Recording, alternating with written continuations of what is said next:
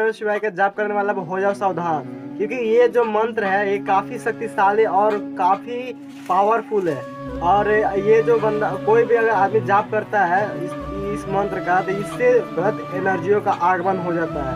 अगर आपको विश्वास नहीं हो रहा तो ये बाबा प्रेमानंद का वीडियो देख लीजिए आप लोग, लेकिन उसे देखने से पहले आप लोग मेरे वीडियो को फटाफट से लाइक कर दीजिए और कमेंट में जय श्री राधे लिख दीजिए।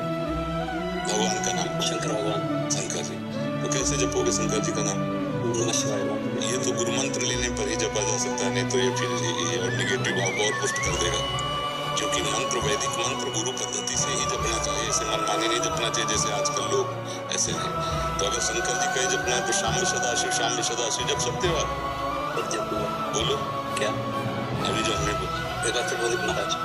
अच्छा, इतने तो पकड़ लेना चाहिए आपको। शाम सदाशिव, श्याम सदाशिव, शाम श्याम, शाम शाम सदाशिव, सदाशिव और शाम शाम सदाशिव, शाम सदाशिव मतलब अम्मा के सही पिताजी शाम सदाशिव, शाम सदाशिव। भगवान शिव और अम्बा जगदम्बा पार्वती, पार्वती के सही भगवान शिव, शाम सदाशिव, शाम सदाशिव, शाम सदाशिव। आप पकड़